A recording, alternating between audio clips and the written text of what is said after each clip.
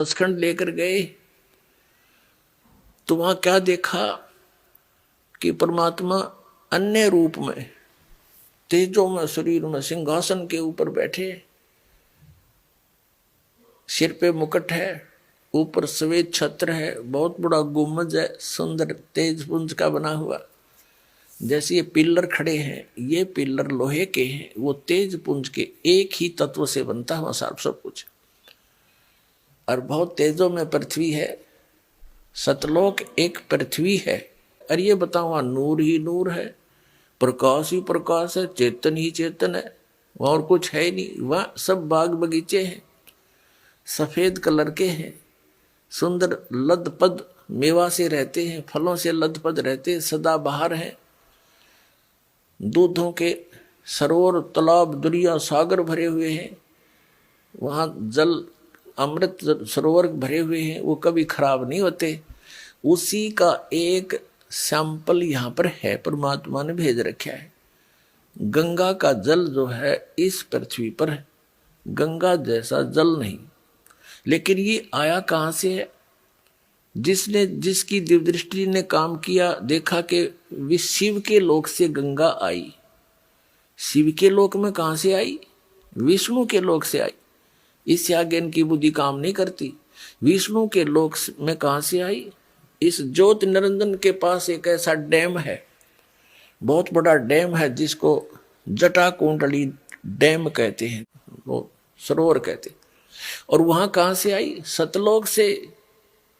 सतलोक से गंगा का जो जल है, सतलोक का एक सैंपल है कि ऐसे पदार्थ हैं वहां कभी खराब नहीं होते। दूध भी ऐसा है, दही के भरे हुए वहां पर सब ऐसे सरोवर हैं, सब व्यवस्था उपलब्ध है वहां पर, तो वो खराब नहीं होते। जैसे इस यहाँ के लोक में और सब पदार्थ नाश हो जाते हैं, वो खराब हो जाते हैं, गंगा जल खराब नहीं होता। ये सतलोक से आया हुआ एक सैंपल है आपके लिए कि ऐसे पदार्थ हैं वहां पर जहां आपको वापस जाना है, जहां से आप आए हो।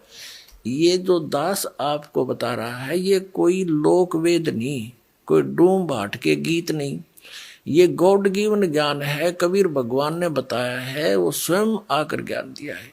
और आंखों देखा महापुरुषों ने देखकर फिर अपना बयान किया है सच्चाई को, वो ही आपके रूबरू दास कर रहा है। इसने कति ऐसा मान लेना, बिल्कुल फाइनल समझ लेना, इसमें अगरम मगरम की जगह मत छोड़ रखना। जब आपके हृदय में ये बात दास की 100 सत्य हो जाएगी सिद्ध, फिर आपकी आत्मा यहां से कति हट जाएगी। और यहां से हटे बिना वहां जा नहीं सकते आप। दो नौकाओं पर पैर रखकर आदमी यात्रा नहीं कर सकता, बीच में पड़ा करे।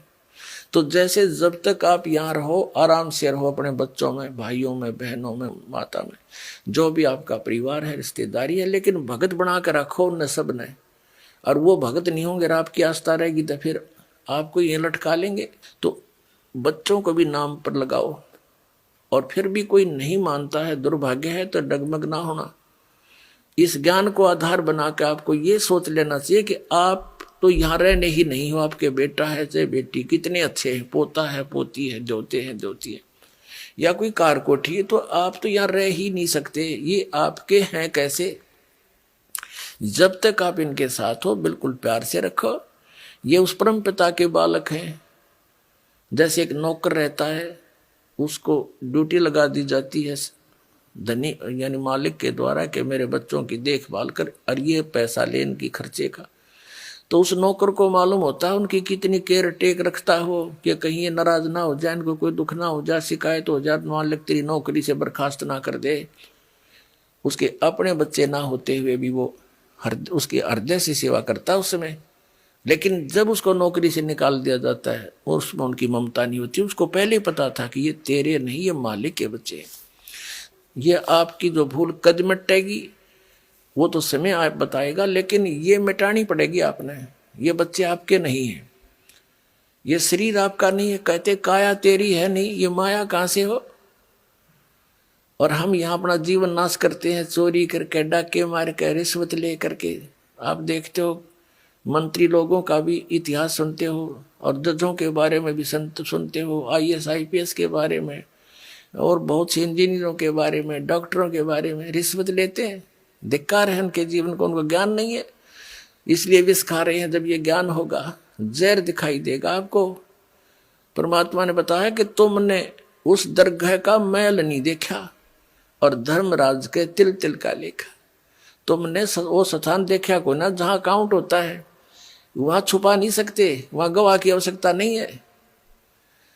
आप जो भी कर्म करते हो, आपके अंतःकरण में वो फिल्म की तरह गुप्त चित्र अंदर अंकित होते हैं, और इसकी एक कॉपी धर्मराज के दरबार में ऑटोमेटिक डेली चली जाती है।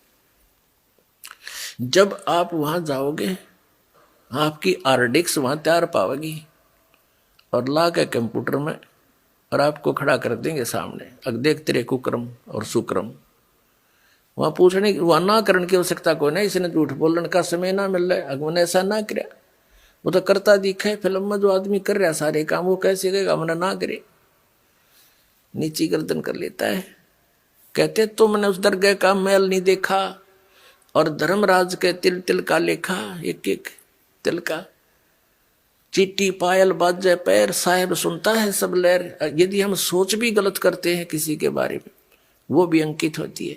हम सोच भी अच्छी बनाते हैं, भला करने की ना कर सकते हैं, दान करने की सोच करते हैं, नहीं कर पाते हैं, उसकी भी राहत आपको मिलती है, वो भी गुड अकाउंट में होता है। और करना तो पड़ेगा ही पड़ेगा, लेकिन सोच अच्छी है वो भी अच्छा अकाउंट है। और सोच बुरी रखते हो, किसी के बुरा करना चाहते हो, तो वह भी लिखी पाओगी आपकी। तो परमात्मा कहते तुम इसलिए यहाँ गलती करके फंसे रहते हो, तुमने उस परमात्मा के न्याय स्थल को देखा नहीं है, जहां पर एक एक नए पैसे का अकाउंट आपने पूरा करना पड़ेगा। जो किसी का बुरा किया है, किसी का लिया है, दिया है, वह पूरा करना पड़ेगा तुमने। तो उसके लिए अब हम आपको एक परंपरा बताते हैं। ये ना समझना कि ये नियम सख्त है, ये बहुत आसान नियम बना दिया आपके। किसी से पैसे लेते हो, फिर उसका देना पड़ेगा, ये कोई बालकों का खेल है। जैसे कोई रिश्वत लेता है या किसी और 2 नंबर से बकवाद करके किसी से ठग लेता है, वो पैसे उसने देने पड़ेंगे। इसमें ना किसी और जन्म में वो दामाद बन के ले जाएगा और खुश होकर देने पड़ेंगे, और कई गुना हो जाएंगे तब तक। तो सिर में दर्द करने की आवश्यकता नहीं है, ये बिना ज्ञान के हम ऐसा करें। इसलिए अब क्या है, जैसे हमारे उलझे हुए संस्कार तो ढेर हैं अभी पिछले भी, ये तो समाप्त हो ही नहीं सकते। यदि ये विधान हम माने इन अज्ञानियों का कि प्रारब्ध कर्म और संचित कर्म जितने भी हैं, ये तो भोगने ही पड़ते हैं, और फिर मोक्ष कैसे होगा, अंत कैसे होगा। ये हमारा आपस का संस्कार अंत नहीं होगा, तब तक हम मुक्त नहीं हो सकते, फ्री नहीं हो सकते। उसके लिए परमात्मा ने विधान बताया है कि एक ऐसा मंत्र दूंगा, उस मंत्र की कमाई से आपके पुण्यों का तो ढेर लग जाएगा, और जो पाप आपके होंगे उनको मैं कैंसिल करूंगा अपने कोटे ते, अपनी ताकत ते, आपकी श्रद्धा देख के, आपकी आस्था देख के। कहते हैं जब ही सतनाम हृदय धरो, भयो पाप को नाश, और जैसे चिंगारी अग्नि की भाई पड़े पुराने घास। तो 1000 टन सूखा घास पड़ा हो और उसमें एक माचिस की सीख जला कर लगा दे, सारे को फूंक करके ढेर बना देगी, राख बना देगी, और चलेगी तेज हवा, उसको उठाकर कहीं की कहीं फेंक का होगी, फील्ड क्लियर हो जाएगा। तो कहते हैं जैसे सूरज के आगे बदरा, ऐसे कर्म छयारे, और प्रेम की पवन करे चितमंजन, झलके तेज नयारे। आत्मा और परमात्मा के बीच में आपके इन पाप कर्मों का के बादल छा गए, इनको प्रेम की पवन और करे चितमंजन, झलके तेज नयारे। जैसे सूरज के आगे बादल, ऐसे कर्म छयारे, और प्रेम की पवन करे चितमंजन, फिर झलके तेज नयारे। एक मंत्र दिया जाएगा आपको, आपके पापों का नाश करेगा।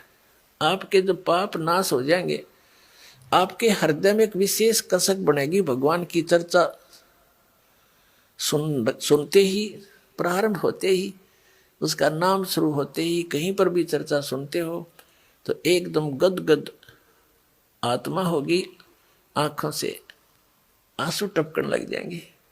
तो वो प्रेम की पवन है, प्रेम की हवा चल पड़ी और फिर वो साफ कर देगी आपके सब दुर्गुणों को और संचित अपराध है उनको भी और प्रारब्ध वाले कर्मों को भी। ये मन